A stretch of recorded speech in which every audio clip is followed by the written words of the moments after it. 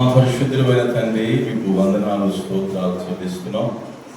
ఇంతవరకు చక్కని పాటల ద్వారా ఆరాధన, కీర్తనలు, సాక్షాత్ విజ్ఞాపనలు, వాక్ పరిచర్యలు కోరుకుంటున్నాం.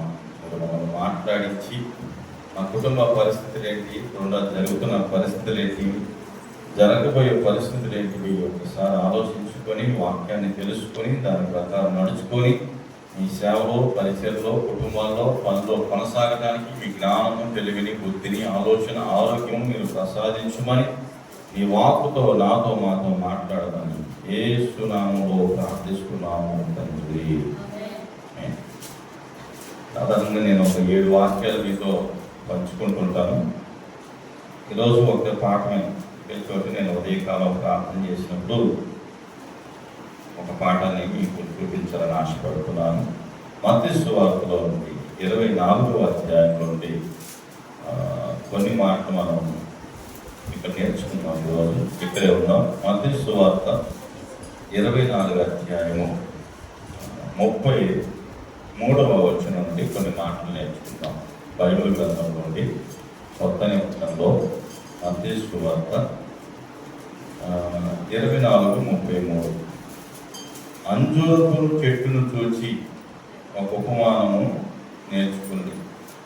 అంజూరపు కొమ్మ లేతదై చిగురించినప్పుడు వసంతకాలం సమీపించిందని మీకు తెలియదు.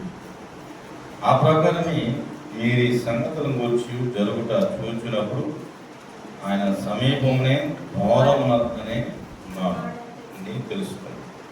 ఇవి జరగవలసి వరకు ఈ తరం గతింపదని నిశ్చయంగా మీతో చెప్పుచున్నాను. ఆకాశము భూమియు గతించిన కానీ నా మాటలు ఎంత మాత్రం గతింపవు. అయితే ఆ దినమందు కూర్చి, ఆ గడియ కూర్చి తండ్రి మాత్రమే ఎరుగును. కానీ ఏ మనుష్యుడును పరలోకమందలి దూతలను కుమారులను ఎదురు. నోవాహు దినములు ఎలా ఉండెనో మనుష్య కుమారుని రాకడను అలాగే ఉండును. కొద్దిసేపు ఇక్కడ ఆగాల్సింది ఏంటంటే, నోవాహు దినాల్లో ఏం జరిగింది, ఇప్పుడు ఏం జరుగుతుంది. వసంతకాలం గురించి ఇక్కడ రాయబడింది. ఆ వసంతకాలం అంటే మనకి మార్చిలో చిగురులు వస్తుంది కదా, అది వసంతకాలం అంటారు. కానీ ఇప్పుడే అది వచ్చి ఉందని ప్రభు చెప్పుకుంటూ వస్తున్నాడు. నోవాహు దినాల్లో జనాలు ఎలా ఉన్నారు, అది పాత నిబంధన కదా. నోవాహు దినాల్లో జనాలు ఎలా ఉండాలంటే తమకు నచ్చినట్టు, తమకు తోచినట్టు తమ జీవితాలని అలా కొనసాగిస్తూ వచ్చారు. 37వ వచనంలో నోవాహు దినములు ఎలా ఉండెనో మనుష్య కుమారుని రాకడం అలాగే ఉండెను. ఏమన్నాడు? జల ప్రళయమునకు ఈ ముందటి దినములలో నోవాహు ఓడలోనికి వెళ్ళిన దినం వరకు వారు తినుచు, సాగుచు, పెళ్లికి చేసుకుంటూ పెళ్లికిచ్చుంది. తినడం, తాగడం, పెళ్లి చేసుకుంటాం, పెళ్లికోవడం కదా. జలప్రళయం వచ్చినప్పుడు అందరినీ కొట్టుకొని వరకు ఎరుగక పోయింది. ఇలాగునే మనుష్య కుమారుని రాకడా ఉండును. అంటే దాని అర్థం ఏంటి? ఇప్పుడు జనాలు ఎలా ఉన్నారు? తినడానికి, తాగడానికి, తిరగటానికి. ఎక్కువ శాతం మనకు కనపడే వాళ్ళందరూ జీవితాలు మనం చూస్తే మంచి వారిని ఎత్తుకోవడం చాలా కష్టమవుతుంది. మంచి అనేదాన్ని మనం వెతకడం కష్టం అవుతుంది. కొన్ని మంచిని మాట్లాడేవాడు కూడా కష్టంగానే ఉండాలి. కొన్ని ఒకవేళ మంచిని చెప్తే వినేవాడు కూడా కష్టంగానే ఉండాలి. గమనించదా? మరి నోవాహు దినాల్లో జరిగినట్టు మళ్ళీ ఎందుకు జరగాలి కదా? నోవాహు దినాల్లో ఎంతమంది రక్షించబడ్డారు? నోవాహు 3 కుమారులు, 3 కోడలు, 8 మంది రక్షించబడ్డారు. మరి మిగతా పరిస్థితి ఏంటి? నోవాహు సువార్త చెప్పలేదా? నోవాహు వాక్యం చెప్పలేదా?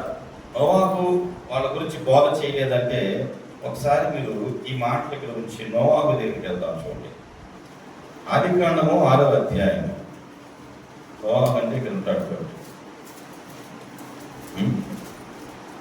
నోవాహు 6వ అధ్యాయంలో మనం చూస్తే నోవాహు గురించి ఇక్కడ చెప్పబడుతుంది.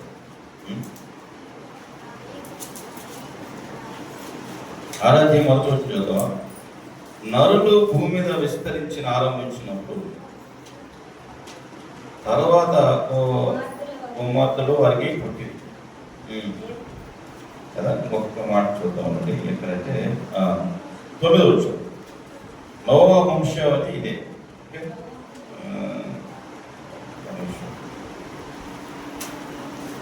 9వ వచనం. 9వ అధ్యాయంలోకి వస్తే మొదటి వచనం చూద్దాం.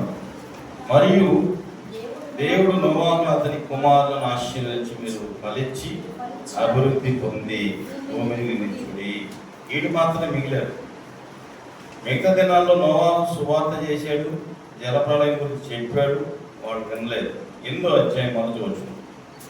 నోవాహు, దేవుడు నోవాహుతో అతనితో వాడుకున్న సమస్త జంతువులను, సమస్త పశువులను జ్ఞాపకము చేసుకుని దేవుడు భూమి మీద వాయువు విస్తరినట్టుగా చేయగా నీళ్లు తగ్గాను. దేవుడు సువార్త చెప్పినప్పుడు 6వ అధ్యాయంలో మనం గమనిస్తే వారు వినాల. ఏం చేశారంట? 10వ వచనం చూడండి. 11. భూలోకము దేవుని సన్నిధిని చెడిపోయాను, భూలోకము అలా తర్కములతో నిండి దేవుడు భూలోకము చూచి అది చెడిపోయి ఉండెను. భూమి మీద సమస్త శత్రులు తమ మార్గములను చెరుపు వేసుకునేది.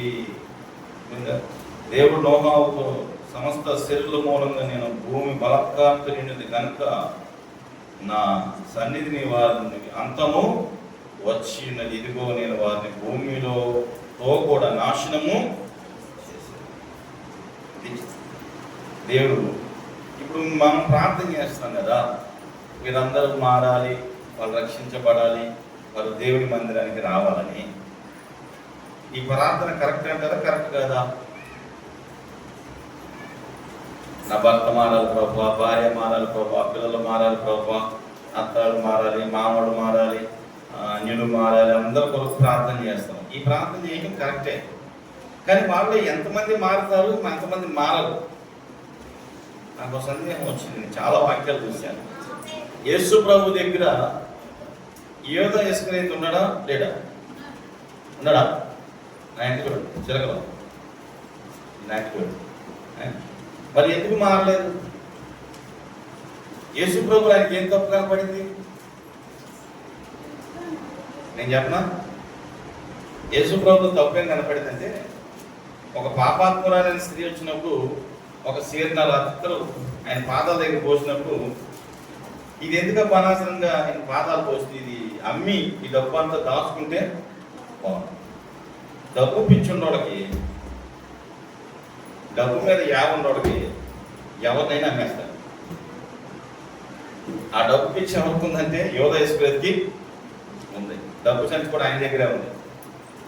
కాబట్టి డబ్బు పిచ్చి వేరు, డబ్బు ఆలోచన వేరు, డబ్బు సంపాదించడం వేరు. డబ్బే అనుకుని పరిగెత్తేది కొంతమంది ఖర్చు పెట్టరు, సంపాదిస్తారు. అందుకని యోధ మారల. నేనేమంటానంటే, మనం ప్రార్థన చేస్తున్న వాళ్ళందరూ కనుక మారిపోయి ఉంటే మనం తిరుపతిలో 10 చర్చలు కట్టాలి. చాలు కదా జనాలు. పోనీ మన చర్చికి వచ్చిన వాళ్ళందరూ కనుక చర్చికి వచ్చి ఆగిపోయినోడు ఎక్కువ ఉంటారు. ఏ పర్సనల్ కారణాలు, ఓకే, అందరూ వచ్చి మందిరం కూడా చాలు. మీకు మాట చెప్తున్నాను, మనం ఎంత ప్రార్థన చేసినా దేవుడు ఆకర్షించిందే వాడు మారనే మారు. ఆ మాట మీరు కిందకు వస్తే మీరు జ్ఞాపకం ఉంచుకోండి. మత్తయి సువార్త 24వ అధ్యాయం 40లోకి రండి. 39 అయిపోయింది కదా, 40 ఏమన్నాడు? 39 చదువుదాం. జలప్రళయము అందరినీ కొట్టుకొని పోనట్టు ఎవరు ఎరగకపోయేది, అలాగ మనుషు కుమారుని రాకడ ఉండదు. ఆ కాలంలో ఇద్దరు పొలములో ముందు, ఒకడు తీసుకొని పోబడదు, ఒకరు విడిచిపెట్టబడదు. వీళ్ళు ఎవరు? ఇద్దరు పొలంలోకి వెళ్ళేది ఎవరు? పొలానికి ఇద్దరు మగవాడు వెళ్ళొచ్చు, భార్య భర్త వెళ్ళొచ్చు. మీరు కూడా నా భర్త మందిరానికి రావాలి, బాప్టిజం తీసుకోవాలి, మారాలని ప్రార్థన చేస్తున్నారు. మరి దేవుడు వచ్చినప్పుడు, ఆయన మధ్యాకాశానికి వచ్చినప్పుడు ఇద్దరు పొలంలో ఉంటే ఒక మాత్రం ఎత్తబడుతున్నారు, ఇంకొకరు మాత్రం విడవబడుతున్నారు. ఇది జరుగుద్దా జరగదంటారా? మరి మనం ప్రార్థన చేసేది అర్థమైపోద్దా? ఆలోచించండి, ఇది జరుగుద్ది. దీంట్లో ఇంకోటి ఏంటంటే, బైబుల్లో చాలా ఆప్షన్స్ ఉంటాయి. ఏమంటాడంటే, ఎవరైతే యేసు ప్రభు వచ్చేటప్పుడు అప్పటికప్పుడు రొమ్ము కొట్టుకొని ప్రలాపించి ఏడుస్తారో వాడు కూడా ఏమవుతారంట? ఎత్తపడతారు. రెప్పపాటులో వాళ్ళ మనసు మారిపోద్ది. అర్థమైందా? ఆ లిస్టులో వీళ్ళు ఉండవచ్చు బహుశా, మన ప్రార్థన అర్థం కాకపోతే. ఏమవుతారంటే చూడండి, ఇద్దరు ఏం చేశారంట? పొలంలోకి వెళ్ళారు. ఒకలేమో ఎత్తపడ్డారు, ఒకలేమో విడబడ్డారు. ఇద్దరు స్త్రీలు తిరగలేసారు కదా. ఇద్దరు స్త్రీలు ఏం చేశారు? తిరగలేస్తున్నారు. పెసరపప్పు, కందిపప్పు తిరగల్లో పోసి తిప్పుతూ ఉన్నారు. అప్పుడు మిషన్ లేవు కదా, తిరగలే కదా. ఒకరు ఏమో నాకు ఇప్పటికీ అర్థం కాదు, బద్ద కూడా చక్కగా పగులుద్ది, పోస్తూ ఉంటే తిప్పుతూ ఉంటుంది కదా. గమనించండి, ఇద్దరిలో ఒకరు ఏం చేశారంటమ్మా? ఒకరు తీసుకొని బాగుపడేది, ఒకరు విడిచిపెట్టారు. ఇప్పుడు మనం ఇద్దరు ప్రభు నమ్ముకున్న వాళ్ళే ఉండొచ్చు, ఇద్దరు చర్చికి ఉండొచ్చు. మరి ఇద్దరు మనసులు ఎవరున్నారు? ఒక మనసు ఏమో యోధైస్కృతి మనసు ఉంటుంది, ఒక మనసు యేసు ప్రభు రావచ్చు.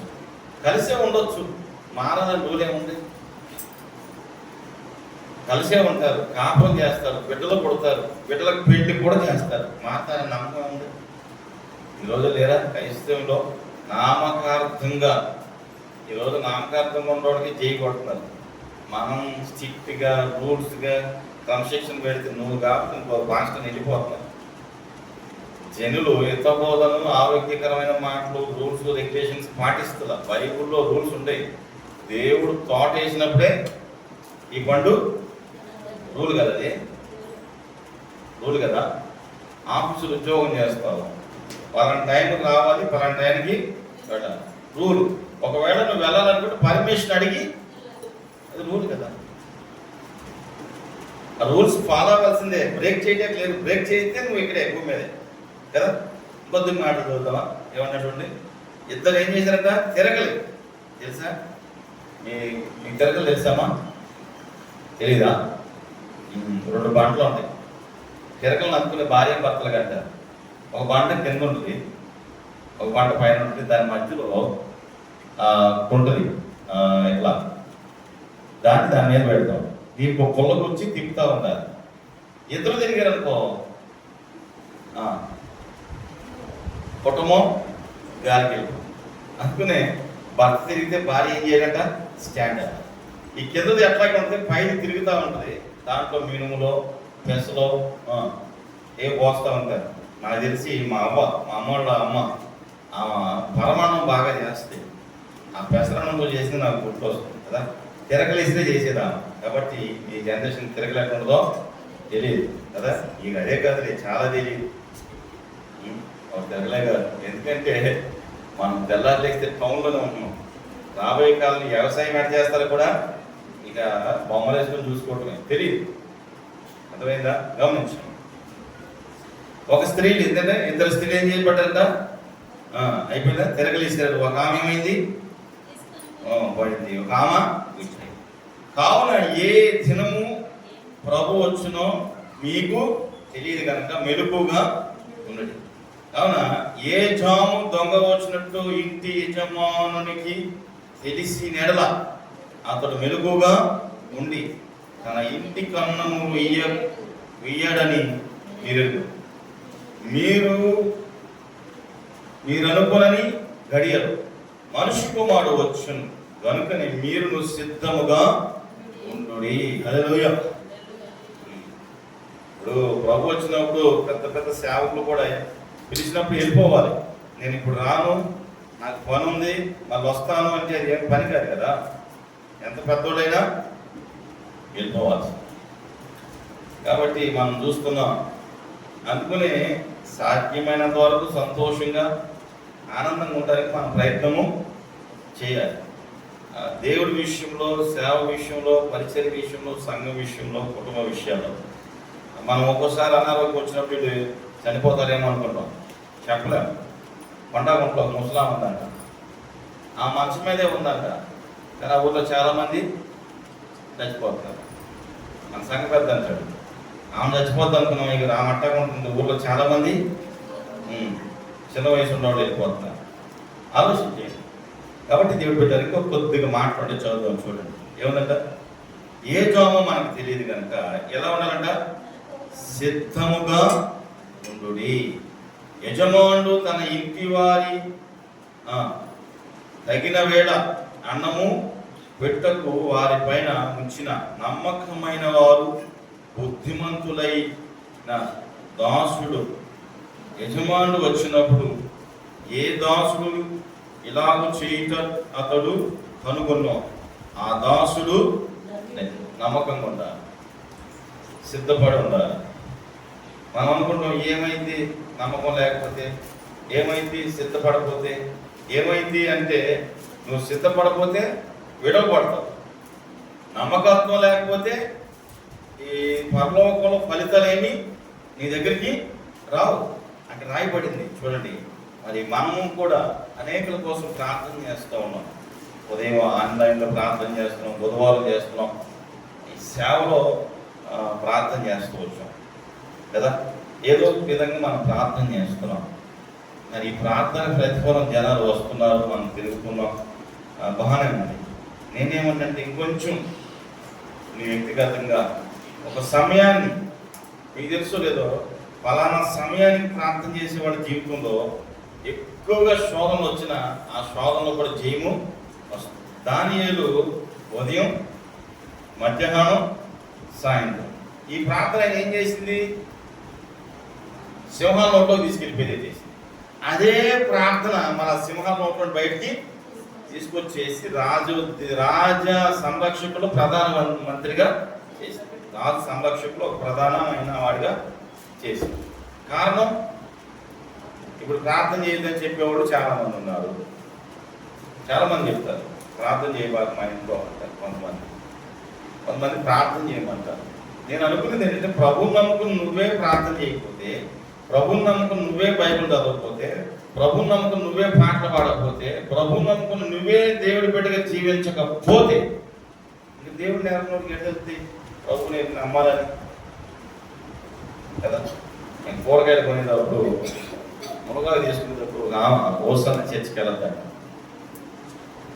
15 రూపాయలకి ఇవన్నీ ఆరుస్తుంటే అన్న మునగాకి ఎక్కడ లేదండి, మంచిది కొనుక్కోండి అంటే, మీకు ఇష్టనా అంటే, లేదండి పాస్టర్ గారు అన్న. అవునా, ఏ చర్చ్ అంటే? బైపాస్ దగ్గరండి, షాలోమ్ చర్చ్ అండి. అంటే కొన్ని పదాలు మనం ఉపయోగించే పదాలకి వాళ్ళ భాషను బట్టి వాళ్ళకి ఏమైపోవాలా అర్థమవుతుంది. కనుక దయచేసి నేనేమంటాను, దేవుడుకుంటారా, మనం గెస్ చేస్తే వాళ్ళకి అర్థం అవ్వాలంటే మనలో ఆత్మ నడిపింపు ఉండాలి. ఏదేమైనా దేవుడు బిడ్డలారా, ఇప్పుడు మారాల్సిన వాళ్ళు మన ఇంట్లో ఉంటారు, ప్రభుని అంగీకరించవలసిన వాళ్ళు మన ఇంట్లో ఉండాలి, మందిరానికి రాని వాళ్ళు మన ఇంట్లో ఉండాలి, బాప్తిసం తీసుకుని చర్చికి రాని వాళ్ళు చాలా మంది ఉన్నారు. మన చర్చే కాదు, చాలా మంది పాస్టర్ల బాధ ఇదే. అందుకని చాలా మంది పాస్టర్లు ఏమైపోయారంటే, విశ్వాసులు ఎలా చెప్తే అలా నడుచుకునేది. ఎందుకంటే మన చర్చికి రారేమో అని గద్దించి ఖండించే బోధలు మానేసి అనుకూలమైన బోధలు చేసుకుంటా అట్లాగే వెళ్ళిపోయేవాడు చాలా మంది ఉన్నారు. నేనేమంటే, సమయాన్ని బట్టి, సందర్భాన్ని బట్టి ఏ వాక్యం చెప్పాలి, ఎలా చేయాలనేది తెలుసుకోవాలి.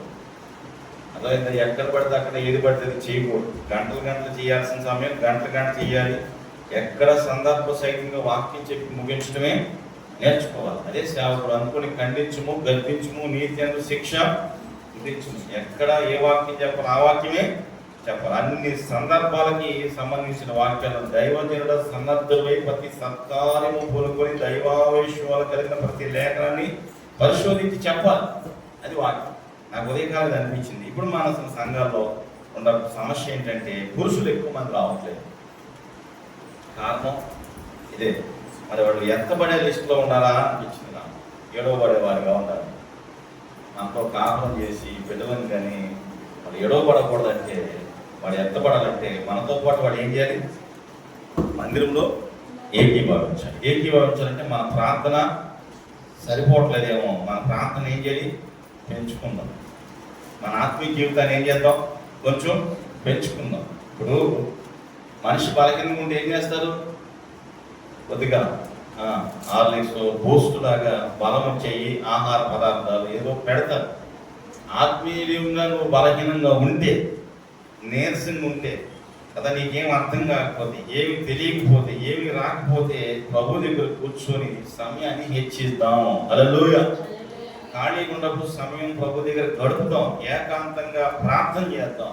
అలా ప్రార్థన చేస్తే నీ ప్రార్థన విని అనేకులు మారే అవకాశం ఉంది. చాలా మంది అంటారు, నేను చేస్తే మాట్లాడరా, నేను చెప్తే వింటారా, నేను చెప్తే జరుగుద్దా అంటారు. ఎవరు తెలుసు? ఇజ్రాయెల్ చిన్నది ఉంది. ఇజ్రాయెల్ చిన్నది బానేసికి వెళ్ళిపోయింది. వెళ్ళిపోయిన తర్వాత నయమాను కుష్ఠరోగం చూసి తన యజమానురాలు చెప్తుంది, అమ్మమ్మ నా ఊర్లో మంచి సేవకుడు ఉన్నాడు, ఆయన దగ్గరికి నా యజమానుడు పంపితే బాగా అయిపోద్దని చెప్పింది. అసలు వినొచ్చా? ఒక పని మనిషి చెప్పే మాట వాన్ ఎక్కుదా? చెప్పే పోవా, అన్ని హాస్పిటల్ తిప్పేసాం, అన్ని చోట్ల అయిపోయింది, ఇది ఒకటి మిగిలిందా అంతా అట్లా. సరే ఏముందో పద అంది. తీసుకెళ్ళాడు, నయమాన్ని తీసుకెళ్ళాడు, సిరియా ప్రాంతాన్ని తీసుకెళ్ళాడు, యుద్ధం మీద మునగమన్నాడు. అంతే. ఆయన ఫీల్ అయ్యాడు. అక్కడ పనుడు ఉన్నాడు, రాజా బంగారం తెచ్చు, బట్టలు తెచ్చు, ఇవన్నీ అడగలేదు కదా, నిన్ను మునిగెళ్ళిపోమన్నాడు కదా అన్నాడు. ఆ పనివాడు కూడా బతికినాడు, మునిగేడు స్వస్థ వచ్చింది. హల్లెలూయా. ఇప్పుడు నయమాన్ అడుగుకుంటున్నాడు, స్వామి నీ దగ్గర 2 మూటలు మట్టి పట్టుకేస్తా, ఈ మట్టితో నీళ్లు పోసుకుంటా, మాకు రోగం వస్తే అక్కడ మునుగుతాం. అర్థమవుతుందా? మనం అనుకుంటాం మనం తక్కువ అవడం కదా, మనం పని అవడం కదా. పనోడ ద్వారానే పని అయ్యేది. హల్లెలూయా.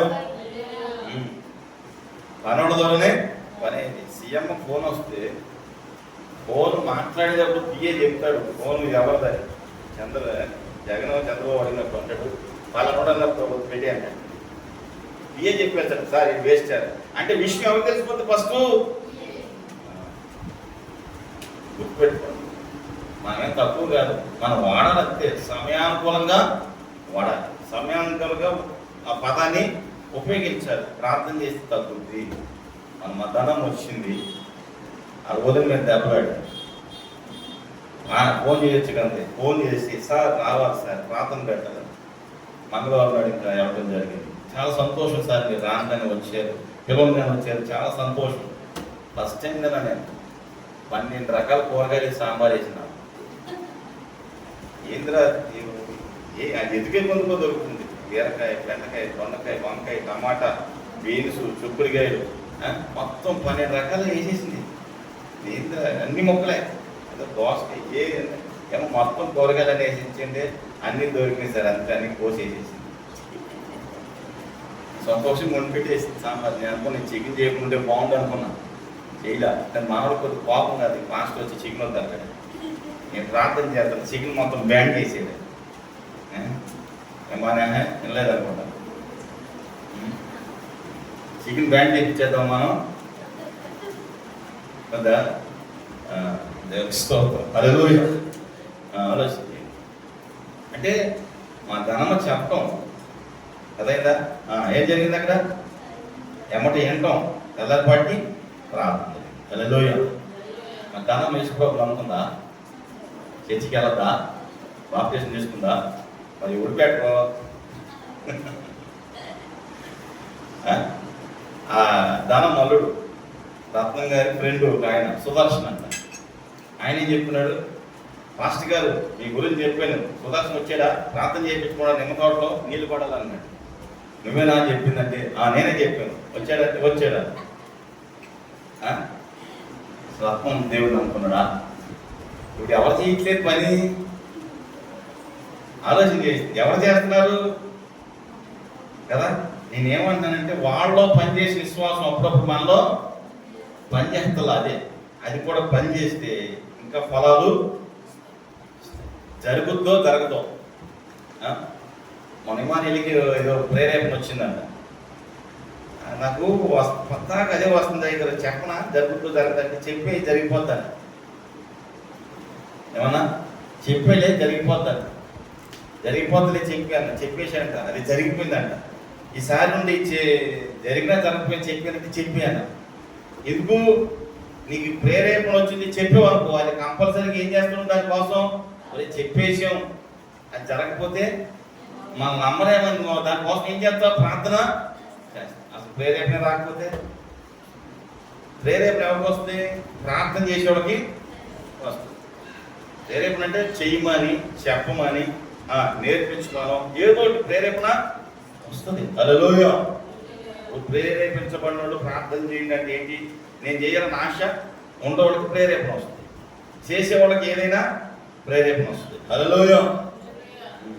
ఇప్పుడు సైకిల్ తిరుగుతూ ఉంటే దాంట్లో ఆయిల్ వేసేవానికి ఏమైంది, సైకిల్ కొద్దిగా స్పీడ్గా పోతుంది.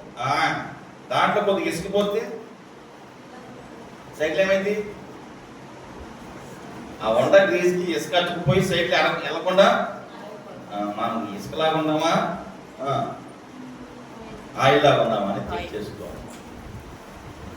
నాకు ఏమేమో చదివిన కీర్తన నేను చదవాలి ఇక్కడ ప్రార్థన చేసి ఏ కీర్తన చదువుతున్నా ఆ కీర్తనలో చదివితేనంట చెడ్డోళ్ళు ఎప్పుడు నాశనం అవుతానే, వాళ్ళు ఎప్పుడు బాగు చేయలేరు. చెడ్డ మనసు, చెడ్డ బుద్ధి, చెడ్డ ఆలోచన ఉండవడం. మంచి బుద్ధి ఉన్నవాళ్ళకి ఎప్పుడు మంచి జరుగుతానే, వద్దన్నా జరుగుతానే ఉంటాయి. హల్లెలూయా. అది మనం అనుభవిస్తున్నాం, చూస్తున్నాం కూడా. ఓకే రండి కొన్ని మాటలు చూద్దాం. రండి ఇంకెక్కడ దాకా వచ్చాం, 45 వరకు వచ్చాం కదా. మనం సిద్ధపడి ఉండాలి అనుకుని ఆ మాటలు చెప్తున్నాం. ఇంకేమున్నారంట, సిద్ధపడు. నోవాహు సిద్ధపడ్డారా లేదా, ఓడను సిద్ధం చేసుకున్నాడా లేదా, తన కుటుంబాన్ని రక్షించుకున్నాడా లేదా. ఇప్పుడు మనం వాడనే సంఘంలో మన కుటుంబాన్ని ఏం చేయాలి, ప్రయాణము చేయాలి. హల్లెలూయా. ఎత్తబడే సంఘంగా ఉండాలి. ఇప్పుడు చాలా సంఘాలు బయలుదేరేసినాయి. మన సంఘం ఒక్కటే పరలోకం వెళుతుంది. సహోదరి సహోదరి సహోదరుడా ఇను, ఏ సంఘాలు పరలోకం బైబిల్ ఎక్కడుందట. చెప్పేవాడికి బుద్ధి లేదా, వినేవాడికి జ్ఞానం లేదంటే అదో పాస్టర్ గారు తిడతాడు, ఆ పాస్టర్ మంచోడు గారు. చాలా సంఘాలు మా సంఘ విశ్వాసుని పరిశుద్ధులు, మిగతా వాళ్ళందరూ పాపాత్ములంట. మన శాలేమన్ అన్నాడు చూడు, మల్లెపూలు పెట్టుకుంటే అట్లుంటుంది. ఎవడు ఏ పూలు పెట్టుకుంటే మనకెందుకు, ఏ బట్టలు కట్టుకుంటే మనకెందుకు, ఏ చెప్పులు వేసుకుంటే మనకెందుకు. చాలా మంది కదా పెద్ద పెద్ద వాళ్ళకి ఏం చెప్పాలో కూడా తెలియదు. ఇప్పుడు పెద్ద రాదంతం అయిపోయింది. వాక్యాన్ని వదిలేసి ఎంత వాక్యం చెప్పుకుంటాకి పూలు, గాజులు, బొట్టు ఇవన్నీ అవసరం అని ఆలోచించేయండి. దేవుడి బిడ్డలుగా మనం చేయాల్సింది చేయాలి. మనం సిద్ధపడాలి, సంఘాన్ని సిద్ధపరచాలి, ఆత్మీయంగా బలపరచాలి. అర్థమైందా? సిద్ధపడటం అంటే అన్ని విషయాలు ఏం చేయాలి, సిద్ధపడాలి. అర్థమైందా? స్కూల్కి వెళ్తాం అంటే ఏమేం కావాలి, చెప్పు ఏం కావాలి, బ్యాగ్, బుక్స్, యూనిఫామ్, షూవు, లంగా, హ్యాండ్ బ్యాగ్, స్కూల్ బ్యాగ్తో పాటు హ్యాండ్ బ్యాగ్ కూడా. ఇంకా స్నాక్స్ లేవా, లంచ్ లేదా, లంచ్ బాక్స్ మిస్ అయిపోయింది, స్నాక్స్ మిస్ అయిపోయింది. నిన్న అడగల చెప్పు కదా. బ్యాగ్, షెడ్డి, చెప్పుకోండి, లంచ్ బ్యాగ్. నీకు డైరెక్ట్ లంచే, ఇది ఓన్లీ ఫుడ్. హల్లెలూయా. కాబట్టి సిద్ధపడి ఉండాలి. మన పిల్లలకి నేర్పిద్దాం. మందిరానికి వెళ్ళేటప్పుడు ఏముండాలి కదా, మందిరానికి రెడీ అవ్వాలంటే చర్చికి అంటే కదా, స్కూల్కి అయితే ముందు మందిరానికి సిద్ధపడిపోవాలి. హల్లెలూయా. వాళ్ళకి నేర్పించాలి సిద్ధపడటం. కదా, శుభ్రమైన బట్టలు ఉండాలి. ఇదే చర్చికి వెళ్ళాలి. ఏమేమి ఉండాలి, స్కూల్కి చెప్పారు. చర్చికి రావాలంటే బైబిల్ ఉండాలి, పాఠ పుస్తకం ఉండాలి. ఇంకా హల్లెలూయా ఉండాలి. ఏముండాలి చెప్పండి, కానుక ఉండాలి, వాటర్ బాటిల్ ఉండాలి, కానుక వేయకుండా స్నాక్స్ కొనుక్కోవాలా? కానుక వేయాలి. హల్లెలూయా. కాబట్టి ఎక్కడికి వెళ్ళేటప్పుడు అది మనం సిద్ధపరచుకోవాలి. హల్లెలూయా. ఇప్పుడు మనం అందరం ఎక్కడికి వెళ్ళబోతున్నాం? పరలోకం. నరకమా? ఆయన ఎంత సేవ చేసి పరలోకం. ఎక్కడికి? సంతోషం వెళ్ళమా? వెళ్ళడం కదరా, పరలోకం రా. ఎక్కడికి వెళ్ళాలి మనం అంతా? వెళ్ళం కదా, వెళ్ళమా బెల్లం రా ఆయన. పరలోకం కదా, సంతోషం కదా, సంతోషం సంతోషం చెప్తున్నాడు. పరలోకం వెళ్ళడానికి నోవాహు వాడని సిద్ధపరచుకున్నట్లు నీవు కూడా నీ కుటుంబాన్ని ఏం చేయాలి? సిద్ధపరచుకొని చర్చి అనే వాడడానికి వాళ్ళని తీసుకొస్తా ఉంటే, వాళ్ళు చర్చిలో ప్రయాణం చేస్తూ ఉంటుంటే ప్రభు కదా. ఎప్పుడు కూడా సంఘం ఎలా ఉండాలంటే అపోస్తుల బోధలోను, సహవాసంలోను, రొట్టె విరుచులోను ప్రార్థన చేయటం ద్వారా సంఘం ఏం చేద్దంట? విస్తరించాలి, అభివృద్ధి చెందింది. అలాగే మన సంఘ పెద్దలు, సంఘం కూడా కలిసి ఉండాలని మనం ఏం చేయాలంటే ప్రయత్నము, ప్రార్థన చేయవలసిన వారమై విన్నాం. చివరి మాటలు చదివి నేను ముగిస్తాను. చూడండి, అర్థమైందా? ఏముందంటే అక్కడ సిద్ధపడు చదివా 45 చదువుతాడు. యజమానుడు తన ఇంటి వారి తగిన వేళ పెట్టుటకు, అన్నము పెట్టుటకు వారిపై వచ్చి నమ్మకమైన బుద్ధిమంతుడైన దాసుడెవడు? యజమానుడు వచ్చినప్పుడు ఏ దాసుడు ఇలాగ చీట అతడు కనుగొన్నో ఆ దాసుడు ధన్యుడు. హల్లెలూయా. ఒకవేళ సంఘానికి అన్నం పెట్టేదో కదా, నాకు అదే కాదు కదా, సంఘంలో భోజనాలు చేయమన్నా ఒకటి మాత్రం రాట్లా కదా. మనోడు కొంత టాలెంట్ అది. దూరం మొత్తం అయ్యగారు ఒక ఆయన ఇంటిపెట్టి దూరం, కానీ ఇంకొక ఆయన ఉన్నాడు కదా, భోజనాలు సిద్ధపరచాలన్నప్పుడు మాత్రం రాట్లా కదా. ఏదేమైనా మనం అక్కడ అలవాటు చేసామంటే దాన్ని ఎట్టకో ఏం చేస్తాం? ఎంతో మీద పడి కొనసాగిస్తాం. దేవుడికి స్తోత్రం. హల్లెలూయా. పెట్టారు. నెక్స్ట్ ఏమైందంటే 47 యజమానుడు వచ్చినప్పుడు ఏ దాసుడు ఇలాగ చీట అతడు కనుగొన్నో ఆ దాసుడని అతడు తన యావదాస్తి మీద ఉంచిన నిత్యం మీతో చెప్తుంది. అయితే దుష్టుడైన ఒక దాసుడు యజమానుడు ఆలస్యం చేయుచున్నాడని తన మనస్సులో అనుకొని, హల్లెలూయా. ఈ ఆలస్యం వచ్చే వాళ్ళందరూ ఎవరంట? దుష్టులాగా ఆలోచిస్తారు. ఆలస్యం చేస్తే ఏమైంది? ఆలస్యం కదా. సమయానికి వస్తే ఇంకా సంతోషం. హల్లెలూయా. మీరు ఏదైనా ప్రోగ్రామ్కి వెళ్ళండి, సగం వెళ్తారా, ముందు వెళ్తారా? ఆలోచన చేయండి. సినిమాకి వెళ్ళినప్పుడు ఇప్పుడు వెళ్తలేదులే, అప్పుడు ఫస్ట్లో ఎట్ట వెళ్ళేవాడు? సినిమా సగం ఇంకా వెళ్తామా? ముందే వెళ్తాం కదా. ఏ ప్రోగ్రామ్కి ముందే వెళ్తాం. చర్చికి కూడా మనం సమయానికి రావడం ఆశీర్వాదం. అర్థమైందా? చూడండి, అయితే దుష్టుడైన ఏ దాసుడు యజమానుడు ఆలస్యం చేయించునని తన మనసులో అనుకుని తన తోటి దాసులను కొట్టి మొదలుపెట్టి తాగుబోతులతోనూ తినుచు తాగుచుండెను. ఆ దాసులు కనిపెట్టని దినములలో వాడనుకొని గడియల్లో వాడిని యజమానుడు వచ్చి వారిని నరికించి వేషధారులతో కూడా వారిని పాలు నియమించి అక్కడ ఏడ్పును కళ్ళు కొట్టుటయో ఉండును. హల్లెలూయా. ఈ రోజున ఎంతో మంది విశ్వాసులు దుష్టులైపోయి, సేవకు వ్యతిరేకులైపోయి, తిరగబడి సంఘాలు వదిలిపెట్టి ఇలా తాగేవాళ్ళు లేరంటారా? తిరిగేవాళ్ళు లేరంటారా? దేవుణ్ణి నమ్ముకొని, కరుణాక చూసినా కూడా అప్పుడు దేవుణ్ణి నమ్ముకొని వెనక్కి వెళ్ళిపోయినాడు. లలిత్ కుమార్ కూడా దేవుడు నమ్ముకొని వెనక్కి వెళ్ళిపోయినాడు. ఎందుకంటే సరైన వాక్యం చెప్పక, సరైన ట్రీట్మెంట్ చేయక. ఇప్పుడు చాలా మంది వెనక్కి వెళ్ళిపోవడానికి గల కారణం అంటే చెప్పాల్సిన వాక్యము చెప్పక, చేయాల్సిన పద్ధతి వారికి నేర్పించక. కొంతమంది నేర్చుకోక కూడా వెళ్ళిపోయారు. అందులో కూడా వాస్తవం. కొంతమందికి చెప్పేది ఇష్టం లేక, వాళ్ళ తప్పుడు వాళ్ళు ఒప్పుకోలేక, వాళ్ళ పాపాలు వాళ్ళు విడిచిపెట్టలేక వెళ్ళిపోయిన కూడా చాలా మంది ఉన్నారు. అలా ఉండాలి, ఇలా ఉండాలి. కాబట్టి ఇక్కడ చూస్తే ఈ దాసు ఏంటంటే, దుష్టుడైన దాసుడు ఏం చేసిందంటే చాలా మందిని చెడగొట్టే పనిలో పెట్టున్నాడు. ఒకరు చాలు చెడగొడతాయి. తను చెడ్డ కోతి వనమంతా మొత్తం ఎన్ని కోతులు ఉంటే అడవులు అన్ని కోతులు చెప్పారు. ఒక్క కోతి చెడిపోతే చాలు. అదే ఒక కోతి మంచిదైతే అన్ని కోతులు బాగు చేస్తే బాగుండదు అనుకునే దుష్ట సాంగత్యం మంచి నడవడికను కొన్నిసార్లు అనిపిస్తూ ఉంటుంది. నేను అనుకునే కొంతమంది మొండు పట్టినప్పుడు వాళ్ళు జరగటమే మంచిది అనిపిస్తుంది. వాళ్ళు కొన్ని నిర్ణయాలు తీసుకున్నప్పుడు ఆ నిర్ణయాలు జరగటమే మంచిది అనిపిస్తుంది. కొంతమంది నేను అలా అనుకుంటాను. అలా జరగటం వాళ్ళకి ఇష్టం అన్నట్టు వాళ్ళకి ఇష్ట ప్రకారం జరగటం మంచిది. అది కార్యం కానీ పని కానీ సేవ కానీ వారు ఇష్ట ప్రకారం జరిగినప్పుడు, దేవుడు వారికి ప్రేరేపించిన ప్రకారం జరిగినప్పుడు ఎవరి స్థానం ఏంటనేది వారికి తెలిసిపోదు. హల్లెలూయా. ఎందుకంటే మనం ఎదుగుతున్నప్పుడు మనం కూడా కొంచెం జ్ఞానంగా తెలివిగా చేసుకోవాలి. మనం చేత కాదు, మనకు తెలియదని చెప్పకూడదు. జీవితాంతం ఆ మాట మనం వాడకూడదు. హల్లెలూయా.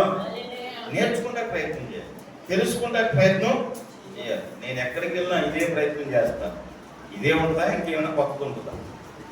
ఎందుకంటే అప్డేట్ అయ్యే వర్షన్ మనం తెలుసుకోవాలి. ఇదేనా, నెక్స్ట్ ఏంటి, అలా మనం ఎప్పుడైతే అప్డేట్ అవుతామో ఆటోమేటిక్గా మనకు ఒక జ్ఞానం ఉంటుంది. తెలుసుకోలేదనుకో ఇక మూర్ఖులా తయారైపోతుంది. ఏమైపోతామంట, అయితే దుష్టుడైన దాసుడు ఏం చేసింట, ఒక దాసుడు తన యజమానుడు ఆలస్యం చేయించున్నాడని తన మనసులో అనుకొని తన తోటి దాసును కొట్టి మొదలుపెట్టి తాగుబోతులు తొలుము తినుచు తాగుచును. ఆ దాసుడు కనిపెట్టిన దినములలో వాడు గడి వచ్చును. యజమానుడు వచ్చి వాడిని నరికించి వేషధారుతో కూడా వాడిని అక్కడ ఏడ్పును పళ్ళు దొరుకుతారు. మన దృష్టిలో మనకు తెలిసినోడు తాగుబోతులు ఉండొచ్చు. మనకు మంచి బలమైన దాసులు కావాలి, కానీ తాగుబోతులు మనకు అవసరం లేదు. తాగుబోతులు తిరిగిపోతులు మారాలని ప్రార్థన. దుష్టుడు అంటే సాతాను ఎవరికైతే పట్టిందో ఆడికి తాగటమో తిరగటమో ఈ పనిలోనే ఉంటాడు. తినటం తాగటం తిరగటం, తినటం తాగటం తిరగటం. వీళ్ళకి ఏం పట్టి ఉంటుంది, దెయ్యం. అందుకని వాడు కుదిరిగా చోటన ఉండరు. నీకు అర్థమైందో లేదో, చాలా మంది అయ్యారు అటు తాగిపోతుడు అయ్యారు, అటు తిరిగిపోతుడు అయ్యారు, అటు తిరిగిపోతుడు అంటారు కదా. వీళ్ళకి ఏం పట్టిందంట, దెయ్యం. ఆలోచన చేయండి, ఏం పట్టింది వాళ్ళకి, దెయ్యం పట్టింది. కాబట్టి వీళ్ళు కుదిరే ఉండరు.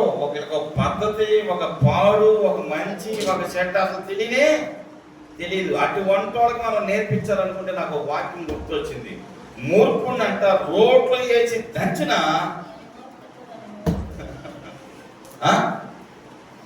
ఏమన్నట, సామెతలు ఏమంటాడు, మూర్ఖుడిని రోడ్లో వేసి దంచిన ఆయన మూర్ఖత వాడి నుండి పోదంట. అర్థమైందా? మీకు మూర్ఖులు ఎదురవుతారు, మీ విషయాల్లో కూడా మూర్ఖులు ఎంటర్ అవుతారు, మీ కుటుంబాల్లో కూడా ఎంటర్ అవుతారు, మీ బంధువుల్లో కూడా ఎంటర్ అవుతారు. ఎందుకంటే నేను చూసాను కాబట్టి చెప్తాను. అటువంటి మూర్ఖులకి దూరంగా ఉండటం మంచిదని వాక్యం సెలవిస్తుంది. మూర్ఖులతో సహవాసం చేస్తానంటే మనం కూడా మూర్ఖత్వంలోకి వెళ్ళిపోతాం, కఠినత్వంలోకి వెళ్ళిపోతాం. దేవుడు బిడ్డలారా, మన మనసులో మార్చుకున్నాం, మన సహవాసాన్ని మార్చుకున్నాం. ప్రభు సన్నిధిలో కనిపెట్టడానికి, ప్రభు మందిలో ప్రార్థన చేయడానికి సమయం దొరికినప్పుడు ఇంటికాడ కాస్త ప్రార్థన చేయడానికి, చక్కని పాటలు పాడటానికి, చక్కని వాక్యం వినడానికి, దేవుళ్ళు ఎదగడానికి కొంత సమయాన్ని మనము కేటాయిస్తే ఆత్మీయంగా బలపడతాం, మంచి దాసులని అనిపించుకుంటాం. దేవుడు మనకంటి కృప, పరిశుద్ధాత్మ సహవాసం దయచేయడం కాక. అందులో పడదాం, ప్రార్థన చేసుకుందాం. కళ్ళు మూసుకుందాం, అందులో పడదాం, ప్రార్థన చేసుకుందాం. దేవుడు వాక్యం సెలవిచ్చిన రీతిగా మనమందరం కలిసి ఎత్తబడే వారిగా మనం ఉండాలి, దేవుని రాజ్యానికి చేర్చే వారిగా ఉండాలి, మనం కలుపుకునే వారిగా ఉండాలి. దుష్టులుగాను, కఠినాత్మలుగాను, తాగుబోతులుగా, తిరుగుబోతులుగా, తిండిపోతులుగా. ఈ రోజున స్త్రీల్లో కూడా చాలా మంది అయిపోయారు, ప్యాకెట్ రాయిళ్ళు అయిపోయారు, ఎక్కడ పడితే అక్కడ ఇచ్చలు తిరిగేవాళ్ళు అయిపోయారు, తాగుబోతులు అయిపోయారు, సిగరెట్లు తాగేవాడు, మందు తాగేవాడు, ఆనుసు గుట్కాలు ఒకటి కాదు. వీళ్ళందరూ మారాలంటే మనను బట్టే మారాలి, మన ప్రవర్తన బట్టే వారు మారాలి, మన విధానాన్ని బట్టే మారాలి, మనకున్న నియమ నిబంధనలు బట్టే మారాలి. అలా మారాలంటే మనం మనలాగానే ఉండాలి, మనం ఎవరిలాగా మనం మారదు. ప్రభుని అనుసరించే వారిగా ఉండాలి, ప్రభు మార్గంలో ఉండాలి, ప్రభు చిత్త ప్రకారం చేసేవారు ఉండాలి, ప్రభు సాక్షికరంగానే ఉండాలి. అలా ఉండడానికి దేవుడు మనకు సహాయం చేయాలంటే, ప్రభువా నన్ను ఆ రీతిగా బలా నమ్మకమైన మంచి దాసుడా, నమ్మకమైన మంచి దాసురాలా అనే మంచి పేరు, ఒక ధన్యుడుగా నువ్వు ఉండాలి. అట్టి రాజ్యంలోనికి, అట్టి పరలోకానికి అనేకలు నువ్వు తిప్పగలుగుతావు, నడిపించగలుగుతావు. అట్టి కృప దేవుడు ఇచ్చినట్టు ప్రార్థన చేసుకుందాం. పరిశుద్ధుడైన తండ్రి, మీకు స్తోత్రం. ఈ వాక్యమైన మమ్మల్ని దీవించు నాయన. మేము ఎత్తబడేవారుగా ఉండాలి నాయన. అనేక మంది విడవబడేవారు ఉండాలి. ఒకరు తిరగలు విసురుతుంటే ఒకరు ఎత్తబడ్డారు, ఒకరు పొలంలోకి ఇద్దరు ఎత్తి ఒకరు ఎత్తబడ్డారు నాయన. అలా ఎత్తబడే వారిగా ఉండాలంటే మేము సిద్ధపడి ఉండమంటున్నాం, బుద్ధి కలిగి ఉండమంటున్నాం, బలమైన మంచి దాసుడిగా ఉండమంటాం, నమ్మకమైన దాసుడిగా ఉండమంటున్నాం నాయన. ఆ రీతిగా మేము ఉండడానికి మాకు సహాయం చేయమని నీ కృపనివ్వమని నాయన. దుష్టుడిగాను, దుర్మార్గులుగాను, మూర్ఖులుగాను, కఠినాత్ములుగా కాక నమ్మకమైనగా వాడుకుంటే నీ సేవలో, పరిచయంలో మరింత సమయం కేటాయించడానికి సిద్ధపడి నీ సన్నిధిలో కనపడటానికి నీ బిడ్డలకు నేర్పించమని, వచ్చిన బిడ్డల కొరకు, రావాల్సిన బిడ్డల కొరకు నేను ప్రార్థించినట్టు మీరు నూతనమైన వారు నడిపించే విధానం కొరకు స్తోత్రం చెప్పిస్తూ యేసు పుణ్యనామంలో ప్రార్థిస్తున్నాము తండ్రి. ఓకే, చిన్న పాట పాడదాం.